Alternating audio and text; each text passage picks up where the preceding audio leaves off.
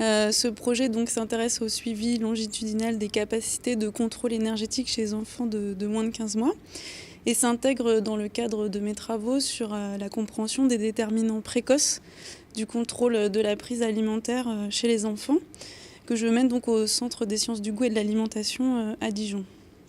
Alors peut-être, avant de vous expliquer plus le cœur du projet, pourquoi ce projet et les enjeux, le surpoids reste un problème de santé publique dans l'alimentation infantile.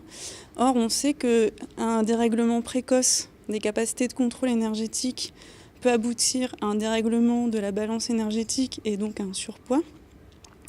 Alors même que l'on sait que ça va avoir un effet durable et donc primordial de comprendre ce qui va impacter et préserver ou au contraire avoir un effet délétère sur les capacités de contrôle de la prise alimentaire. On sait que les nourrissons ont des capacités innées de contrôle de la prise alimentaire, mais qu'au début de la vie, sous l'effet de certaines pratiques de nourrissage notamment, on va avoir un effet délétère sur ces capacités. Alors par exemple, certains travaux épidémiologiques laissent penser que l'allaitement maternel pourrait avoir un effet protecteur sur ces capacités.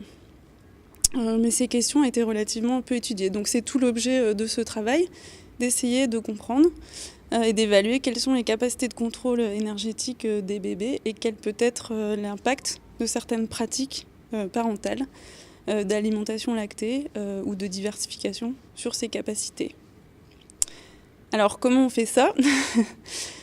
Pour étudier ces questions, on va suivre un groupe d'une vingtaine de nourrissons qui ont reçu différentes alimentations, notamment lactées. Et puis concrètement, on les fait venir avant la diversification alimentaire, puis plusieurs fois avant l'âge de 15 mois au laboratoire pour mesurer de manière expérimentale, dans des conditions contrôlées, leur capacité de contrôle énergétique.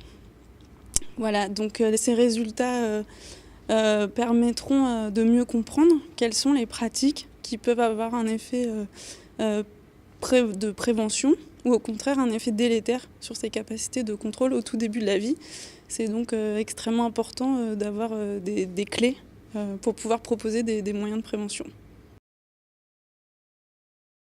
Alors les JFN, c'est vraiment le rendez-vous incontournable de la fin de l'année quand on s'intéresse au comportement alimentaire et à la nutrition, puisque ça va nous permettre de pouvoir échanger avec ses pairs scientifiques, mais également avec beaucoup de professionnels de la santé. C'est donc extrêmement riche et stimulant de pouvoir débattre des dernières connaissances, de ses expériences et ses points de vue.